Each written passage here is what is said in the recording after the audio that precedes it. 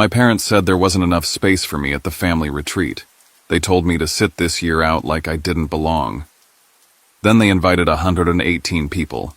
All my siblings, their spouses, in-laws, cousins, even friends who had nothing to do with our family. And it was held at Silver Pines, the place I poured years of my life and my own money into building the place they're now trying to take from me. I stayed quiet. I smiled. But I was already planning my move. By that night, I had the entire room in shock and my family had nowhere to hide. Before I tell you exactly what happened, I want to know you're here with me. And this is the most personal story I've ever shared. Just say, listening in the comments, or tell me where you're from. I love knowing how far my story reaches. Sometimes even the smallest connection makes a story feel heard. Thank you. And now, here's my story. And if you're new here, please consider subscribing. This channel is where I share real stories, raw, unfiltered, and straight from the heart. Every like, comment, and subscribe helps me keep telling them, especially on the days when it feels hardest. The rain in Portland had been steady all evening, a soft, cold mist tapping against my studio window. At 9:07 p.m., the space smelled faintly of pine from the mood board I'd been working on, a palette of deep evergreen and silver gray for a luxury craft brand. The LED desk lamp cast a sterile glow over my monitor, all efficiency, no warmth. I was in the middle of aligning a swatch when my phone lit up with an iMessage from my mother. Nam nai cha kong ju cho cho kon roi thuong kon. I read it slowly, my eyes landing on Kong Ju Cho as if the phrase had weight. My chest tightened. The cursor blinked on my screen while raindrops patterned the glass. I didn't type back. Instead, I stared at those 3 words and felt something slip inside me, a quiet, hollow drop. The room hummed with the fan's steady whirl, my mug of tea long gone cold. On the monitor, silver ripples swam through a background texture echoing the surface of Lake Crescent in summer. I told myself not to overreact, that maybe there really wasn't space this year. But the thought tasted like something I'd been fed too many times before. I clicked my laptop shut, let the room dim except for the desk lamp. In that half-light, I closed my eyes and saw another shore. I was 8 years old again, walking the weathered planks of the Lake Crescent dock beside my grandfather. The air was thick with the scent of wet pine. The water lapped at our ankles as he leaned down and said quietly, "If no one invites you to their table, build your own." His voice was low, almost conspiratorial, as if this was knowledge too precious to be overheard. The grain of the wood beneath my sneakers seemed to map out a direction only I could follow. When the memory faded, I was back in my cramped Portland kitchen at 10:01. I filled the kettle, but my hands trembled, the lid clinking against the pot. Steam curled into the dim space, mingling with smaller memories, the National Design Award I'd won when my parents were too busy at a networking event, the Christmas when I got a $50 gift card while everyone else unwrapped personalized leather-bound journals, the family photo where I stood at the edge, the light missing my face entirely. I pressed my palms to the counter. I'd always told myself they had reasons, travel schedules, logistics, misunderstandings. But the truth was heavier now, pressing into my ribs. They simply didn't make room. At 10:18, I called Harper. I read the text aloud, word for word. "They're not short on space," she said after a beat. "They're short on respect." The truth of it sat between us. She reminded me of the creative retreat concept I'd sketched years ago and tucked away in a drawer. Back at my desk, 10:46. I muted the family group chat and shut off notifications. My mood board still glowed on the screen, evergreen and silver like pine against the lake. I snapped a photo of it, saving it to my phone, not for work, but as a private vow. Then an Instagram notification slid down, "Cyrus itinerary is out, biggest year yet." My thumb hovered, a cold hunch settling in my stomach. I tapped. And in that moment, something in me shifted from the excluded observer to someone ready to find out exactly what was going on. The post opened to a glossy shot of Lake Crescent Lodge with the caption "Annual Retreat. 118 confirmed." I zoomed in, letting my eyes trace the smaller text beneath: "Overflow Lodging, Birch Cabin and Hemlock Cottage. 2 extra houses. So much for no room." I took a screenshot marking the key lines in bright red. My pulse thudded with the kind of heat that comes not from surprise but from being lied to when the truth is public. Flipping over to stories, I found Maribel's update a video of a long table at a waterfront restaurant, 20 place settings gleaming under candlelight. So crowded this year, her caption read, tagged with the restaurant's account. White linen, silver forks, tall tapers, nothing like the mismatched mugs and mason jars of the old retreat dinners. If there was a menu tasting for 20, then this year's scale had been locked in months ago. The not enough room text wasn't a last-minute logistics issue, it was the cover story. At 11:19, my phone buzzed. Gareth, I tried to speak up. Dad says this year's about the image. That word image dug under my skin. I'd built a career in branding and crafting authentic image, and now I was being excluded to protect some curated facade that didn't have space for me. By 11:30, I was pacing. I almost posted the screenshots to my own feed, tagging the lodge, the restaurant, the family members. My finger hovered over share until Harper's voice cut through my impulse. Don't burn a bridge. Build a house. I deleted the draft, opened a new browser tab, and typed Lake Crescent area, lakefront estate availability. Scrolling past generic rentals, I stopped at a listing Silver Pines estate.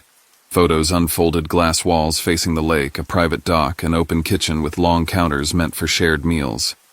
Available the exact week of the retreat. I ran the numbers. The rental price was steep, cancellation penalties worse. My down payment fund for a future home blinked in my mind like a warning. I sat back, breathing in slow, letting another memory surface, the hallway of Lake Crescent Lodge years ago, where my grandmother arranged wildflowers in a cloudy glass jar. Her version of elegance was kindness you could feel, welcoming hands, not polished silver.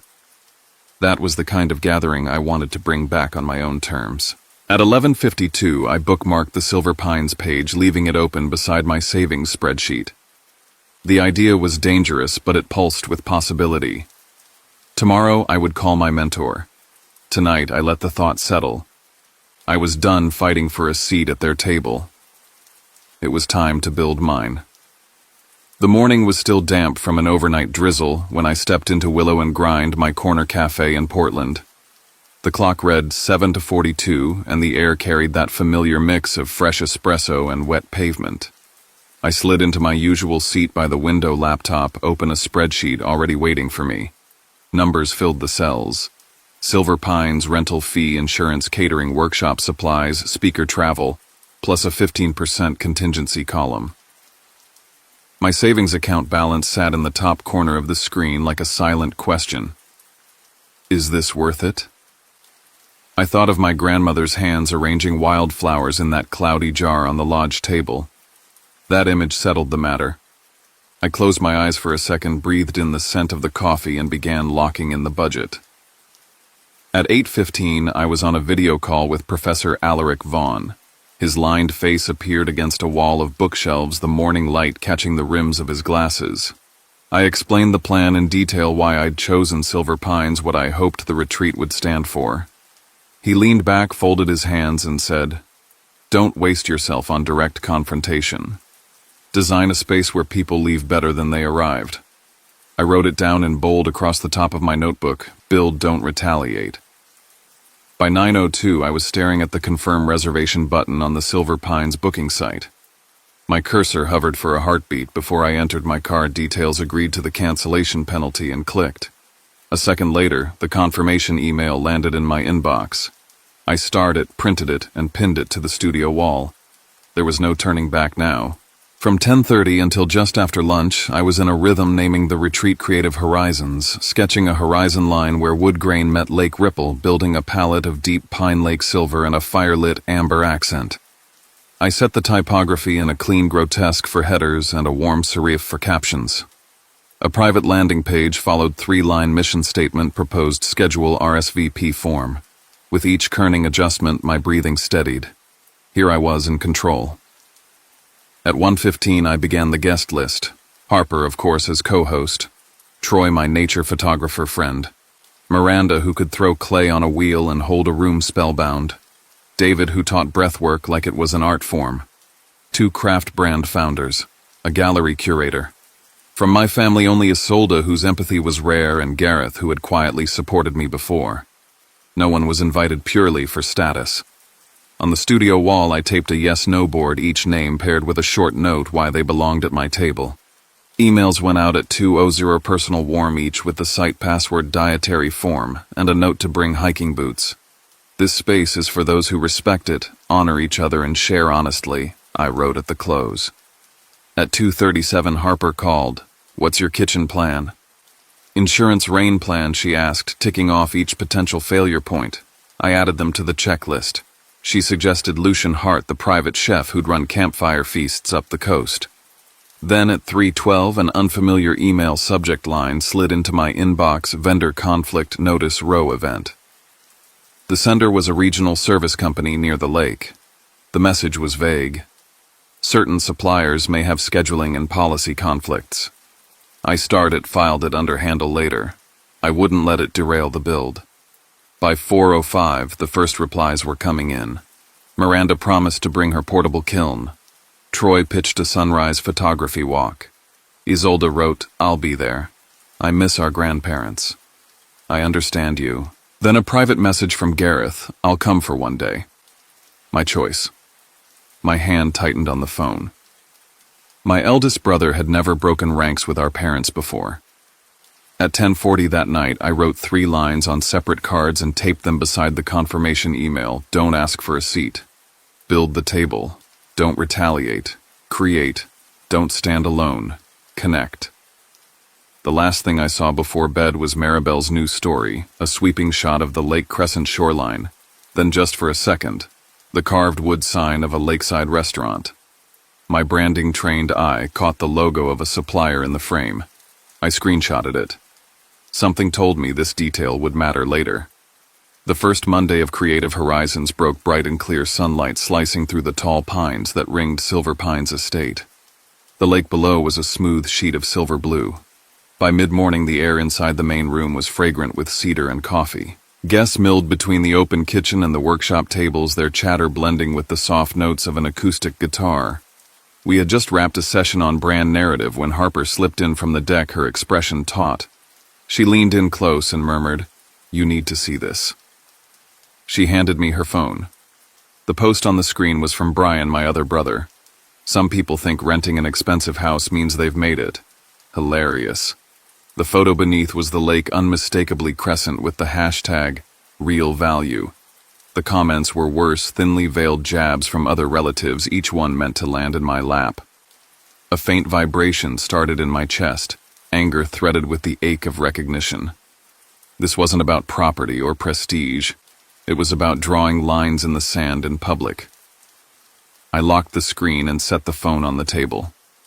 Not now, I told Harper, but the decision was already forming. I wouldn't let them set the tone for this week. Then the sound of an engine broke through the birdsong outside. A pair of headlights flashed through the trees as a silver SUV crunched up the gravel drive. Harper glanced toward the window. It's Camden and Cyrus, she said, her voice low. The twin brothers stepped out, all matching sunglasses and calculated ease. Camden was first through the door gaze, sweeping the room like an appraisal. We just wanted to see what's so special. It made our parents clear their schedule, Cyrus said, lips curling at the corners. I smiled without warmth. You're welcome to look around. They did, murmuring to each other. Nice, Camden said finally, but it's not the lodge. His tone was light, but it landed like a dart. A few guests paused in their conversation, sensing the undercurrent. Harper moved to my side, speaking under her breath. I overheard them in the driveway. Sterling sent them to document everything here, photos, maybe video for some family meeting. It clicked. They weren't just curious drop-ins. They were on assignment. I turned back toward the big windows where the lake glimmered in the distance. If they were gathering material, they'd get something, but it would be on my terms. Lucian had the kitchen moving like a quiet orchestra, shallots softening in a pan. A stockpot murmuring on the back burner, the smell of lemon and thyme drifting through the open doors. I was chopping herbs when Celine appeared at the threshold, one hand braced on the frame, the other cradling something against her coat. A minute, Cassian, she said, barely louder than the hum of the vent. We stepped onto the back porch. The greenhouse cast a soft honey glow over the flagstones, and the pines beyond held the last of the evening light.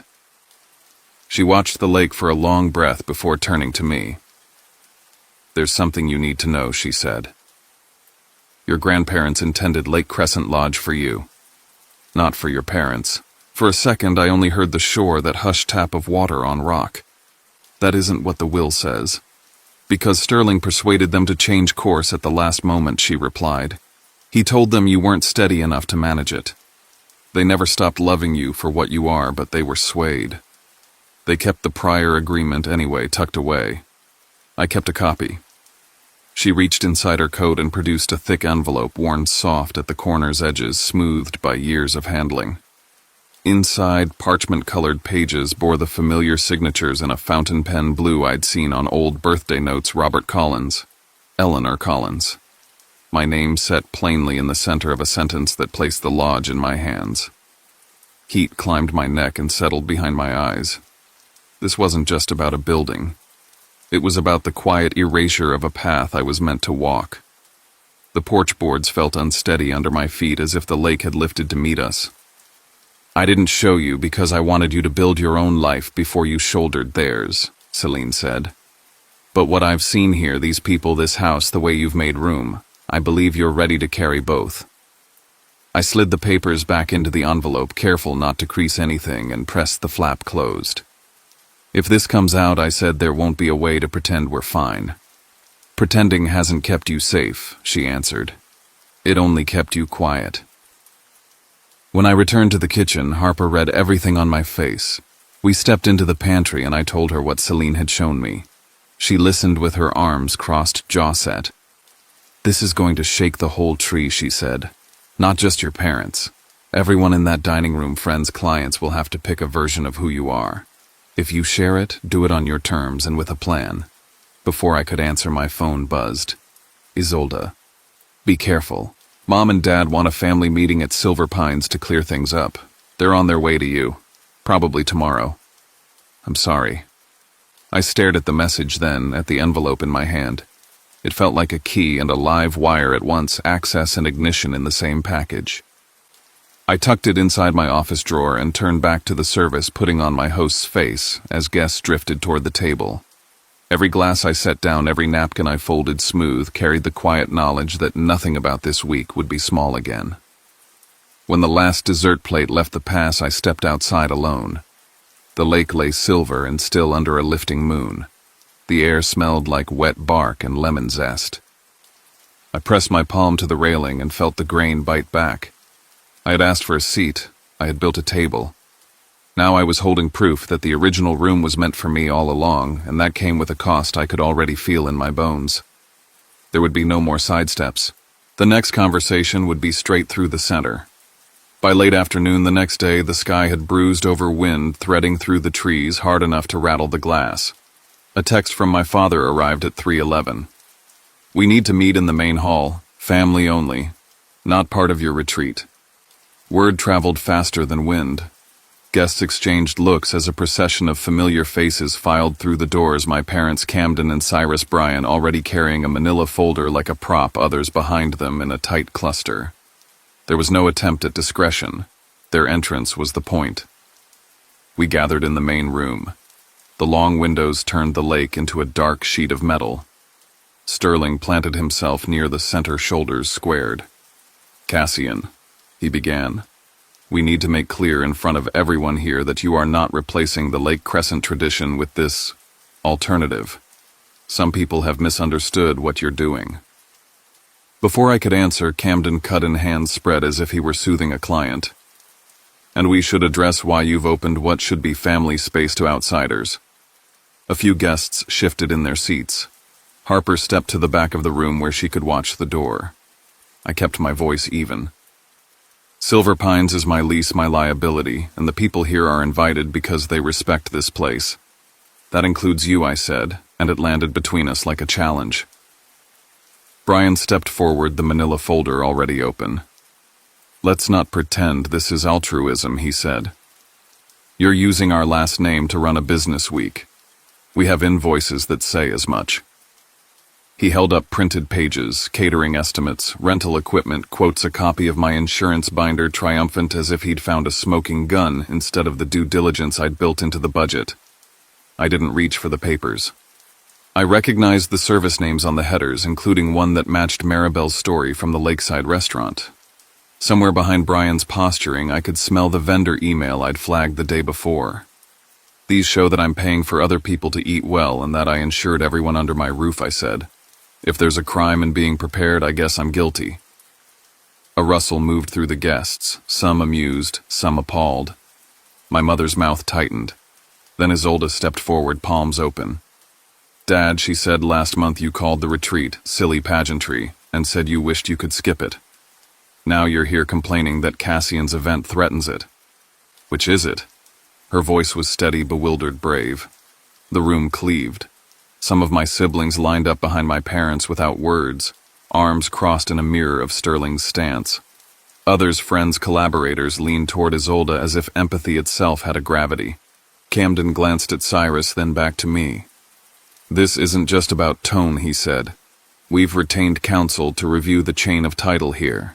There's an ambiguity in the land records we believe might affect your right to host this kind of gathering. His delivery was smooth, practiced, but his eyes flicked to my father for approval, and that small tell gave him away. There it was. Not only a complaint, but a move to pry open the ground under my feet. I took a breath and let the silence stretch until I owned it. You don't like what this place stands for because it wasn't your idea, I said finally. You don't like that people came here and felt more like family than they do at Lake Crescent. You're calling it exposure or commerce or a legal question, but we all know what this is about. The wind pushed hard at the windows. A glass trembled on a side table.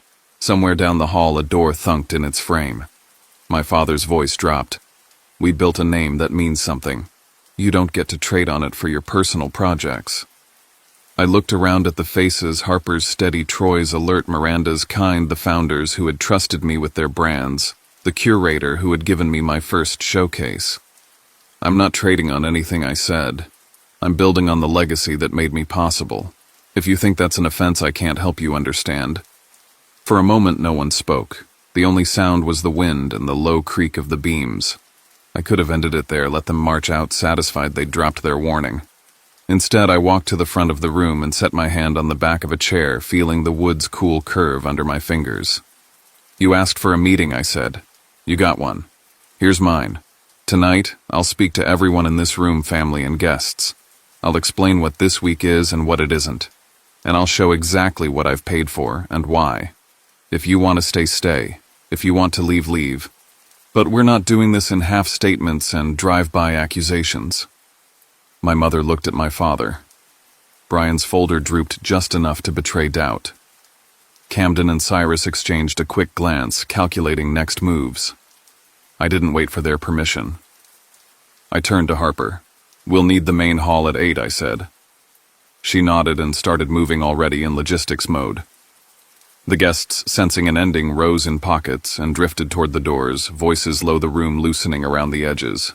When the last of my family stepped into the corridor, I felt the pressure drop like the instant after a storm breaks. I stood alone a moment longer, listening to the rafters settle. The envelope in my office drawer might change the terms of this fight. Or it might simply confirm what I already knew, that the only way forward was through. Either way, I wasn't letting this meeting end as a warning shot from someone else's playbook. The next chapter of this week and of my place in this family would be written here in my house, under my light, with my voice carrying to the back of the room. The rain had turned silver pines into a fortress of shadows. I sat in my office with Harper, the low hum of the old desk lamp filling the silence between us. Outside, the wind rattled the tall windows and the scent of damp cedar seeped in through the cracks. We can't wait for them to make the next move. Harper said, her voice calm but edged. We need to take the floor tonight, in front of everyone. I leaned back, letting the weight of the last 2 days press into me. You mean make it public? Here. She nodded. Not just to defend yourself, redefine the story. If you don't, they will. I texted Isolde under the desk, bring Selene tonight. And the envelope. My thumb hovered over the send button for a moment before I pressed it. As Harper drafted a short announcement to invite everyone to a casual gathering in the main hall, I stepped into the corridor to clear my head. That's when I caught Camden and Cyrus in the East Wing lounge, their phones pointed toward a stack of signed guest agreements. I strode in before they noticed me. Looking for something, Cyrus stiffened. Camden smirked, just making sure everything's transparent. Harper appeared at my side, her tone clipped. Transparency doesn't come from stealing files. She shut the folder and slid it under her arm before walking out. Back in the office, a trusted guest, Eleanor Finch, a longtime collaborator, slipped in quietly. Cassian. I overheard Sterling and Brian talking in the courtyard, she whispered. They're planning to call the Crescent Herald tomorrow morning. If that story hits print, you won't get a chance to explain. That was it. The clock had stopped ticking in my head. The fight wasn't coming tomorrow, it was already here. By the time I walked to the main hall, the murmur of voices was already growing. In my jacket pocket, Seleni's envelope felt like both a sword and a live grenade. Tonight, I wasn't going to wait for permission to speak. The hall smelled faintly of pine resin and warm bread from the kitchens. Every chair was filled, guests in their weekend clothes, family members in crisp sweaters and forced smiles. I took the small stage near the fireplace, my voice steady. When I created this retreat, I wanted a place that didn't care about who you were born to or how many titles you could recite at a dinner table. I wanted a place for connection, real connection. There was polite applause from the guests, but the family row remained still. Brian's voice cut through. And what's the bill for those connections? Cassian. Should we tell them how much you're pocketing? I gestured toward him. By all means. He stepped up, unfolded his papers, and began reading the numbers. When he finished, I handed Harper a folder. She distributed copies to the guests in the front row, records showing every expense had been paid from my own account. Not a single profit line. The room shifted. I turned toward the double doors. Selene, would you join me? Her steps were slow but deliberate. She opened the thick envelope and pulled out the original agreement signed by my grandparents, naming me as the inheritor of Lake Crescent Lodge. A ripple went through the crowd. Some guests whispered, others stared openly at Sterling. Sterling's voice cracked the air. That paper is meaningless. The legal will replace it. Isolde moved forward from the side wall. Then you'll want to explain this. She held up a printed email from the family attorney confirming no formal revocation had ever been filed. The quiet in the room deepened into something sharper. Camden stood abruptly, his voice tight. We just wanted to make sure Cassian didn't waste the family's assets like he did before. The words hung in the air, heavier than the rain outside. Guests turned to me, curious, confused. My stomach tightened. The before Camden referred to was a wound I had never let the public see, a project I'd poured myself into, sabotaged from the inside by people I once trusted. Questions began flying from the floor. Camden's face paled. Sterling's jaw clenched. I stood there, the firelight flickering against Selene's document in my hands, realizing the room was no longer neutral ground. This was a battlefield, and every word from here on out would decide who walked away with the truth. Chaos ricocheted around the hall, raised voices, chairs scraping, a cluster of guests trying to decide whether to leave or stay. I took the mic and let the feedback ring for a heartbeat. Enough, I said, and the room began to settle. Harper moved to the double doors, closed them, and stood there with her arms folded, a quiet signal that we weren't going to be interrupted by phone calls or quick exits. Rain thickened against the windows. Thunder rolled over the lake like a slow drum. I'm going to walk through this in order, I said. No spin, no interruptions. Family and guests deserve the same clarity. I started at the beginning, my grandparents buying Lake Crescent Lodge when they were young and broke building summers around potluck meals and late-night stories. I talked about how the retreat had once meant we chopped vegetables together instead of curating seating charts, how we carried kayaks to the shoreline instead of photo backdrops to the lawn. I described the year I underwrote half the cost of repairs after a winter storm, how I designed the last printed invitations before those were replaced with corporate-looking Evites, how I donated my time to build the family site that got quietly rebranded without my name. Things I'd done because I believed I was part of the same table, things no one had cared to mention. I kept my voice low and steady. People leaned in.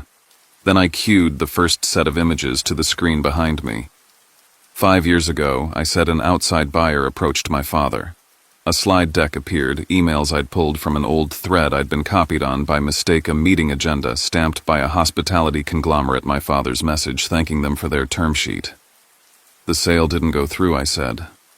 But if it had, there would be no lodge to argue over. The annual retreat would be a marketing package. That decision wasn't mine. A murmur rolled through the guests. I let the documents breathe on the screen for a few seconds, names redacted except the ones that mattered. Sterling shifted his weight and opened his mouth. I raised a finger for patience and moved on. Second, I said, and clicked play on an audio file. I didn't look toward Camden or Cyrus as their voices filled the hall. They spoke casually about transitioning rights, about how a shell company in Brian's name could simplify management of Silver Pines, how you only have to apply pressure in the right place. There was no joy in airing it, only the relief of light on something that had been growing in the dark. When the clip ended, the silence was heavier than any shout. In this house, I said, I have taken responsibility for every person under its roof. I've paid every bill out of pocket and will continue to do so through the week. No one is getting squeezed and no one will. This isn't an extraction. It's a contribution. A hand went up near the second row. Eleanor Finch stood. Her voice shook, but her words did not. 2 winters ago, after I lost half my clients, Cassian rebuilt my brand for free and introduced me to 3 people who kept my studio alive. Being here this week gave me the first commission I've had in months. Across the aisle, Troy rose next. This retreat is why I've booked a show in October, he said. Miranda added, I came to teach, not to take. I've already promised a scholarship piece to a family in town.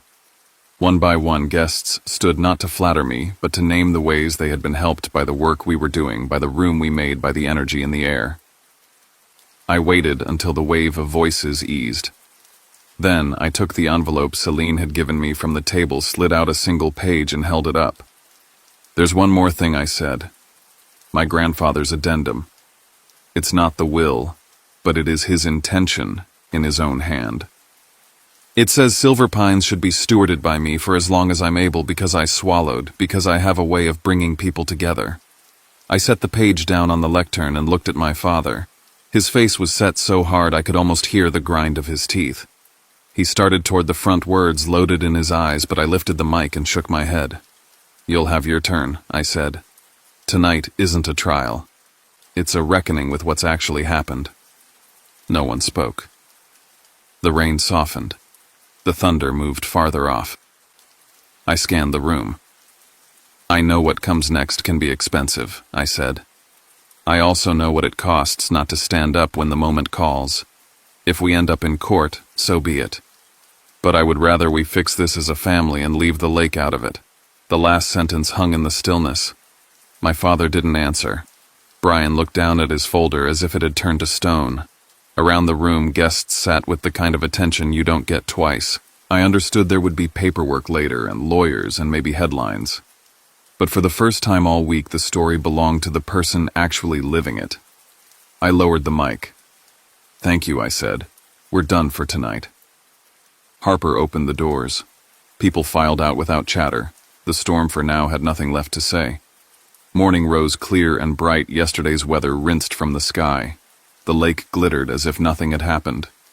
From the balcony I could see the dock planks drying in the sun, the long drift of shadow from the pines shrinking minute by minute. Inside the house carried the hush of a church after a service. It felt like a reprieve. It felt like borrowed time. I called the family to a small room off the main hall. No guests, no audience, just the people whose names appeared on deeds and birth certificates with mine. Harper set a tray of coffee on the sideboard and left, closing the door behind her. I didn't sit. Here are the 2 paths, I said, hands flat on the table. 1, you acknowledge Silver Pines as part of our summer tradition, independent of the lodge, and not subordinate to it. I keep full authority over its programming and operations. Everyone is welcome if they come as guests, not as owners. 2, I take everything we heard and saw last night and push it to legal channels and, if necessary, to the press. I don't want to do that, but I will. My mother stared at the window. My father stared at me. Isolde cleared her throat. I want to work here, she said quietly. Full time. With him. She nodded at me. I'm done pretending the lodge is the only heart this family has. This place feels like the future. The words landed like a stone in a calm pond, sending rings out to every person in the room. My father's head snapped toward her. Absolutely not, he said. We are not splitting the family in two. It's already split, she said not unkindly. You did that when you told him there wasn't room. My phone buzzed in my pocket. I didn't take it out, but when I glanced down, I caught a preview messages from Camden and Cyrus. I read them after the meeting, both offering a private settlement if I dropped any challenge to their attempt to control the house's rights, both dressed up in the language of concern. Even before I opened them, I recognized the pattern, save face in public, stifle me in private. Back in the room, my father finally spoke. We can recognize Silver Pines, he said, each word measured for now. But this family will have oversight. Financial review, scheduling approval, and a veto on future guests. I shook my head. No oversight. You don't vet my friends. You don't approve my work. That's the offer you get from me, and the only one. I looked at the clock on the wall. You have 48 hours to give me your answer. If I don't have it by then, I proceed as I said. My mother pressed her napkin into a tight square. And if we say no, she asked. Then we'll all learn a lot about process, I said. And the lake will outlast whatever we put it through. No one moved. The room felt small with the weight of everything we hadn't said for years. I stood, pushed my chair in, and opened the door. The corridor was flooded with light. The hum of coffee cups and soft footsteps drifted from the kitchen. The regular world was waiting on the other side of a line I had just drawn. On the porch, Harper handed me a mug, black and hot. You okay? She asked. I'm steady, I said, and realized it was true. My hands were still. My breath didn't catch. The lake threw coins of light onto the undersides of the branches, and a pair of kayakers cut a silent V across the water. I didn't know what their answer would be. I did know what mine was, and it would not change. A plan began lining up in my mind with the clarity of a blueprint, formalize the governance of this place, lock in the insurance, and the calendar for the next 5 summers, establish a fund to sponsor 2 artists a year from the nearest town. If my family came with me, we'd write a new chapter together. If they didn't, I'd write it anyway. I sipped the coffee. It tasted like cedar smoke and something daring. Somewhere inside the house, someone laughed. Somewhere down the hill, a door closed and opened again. The world moved forward.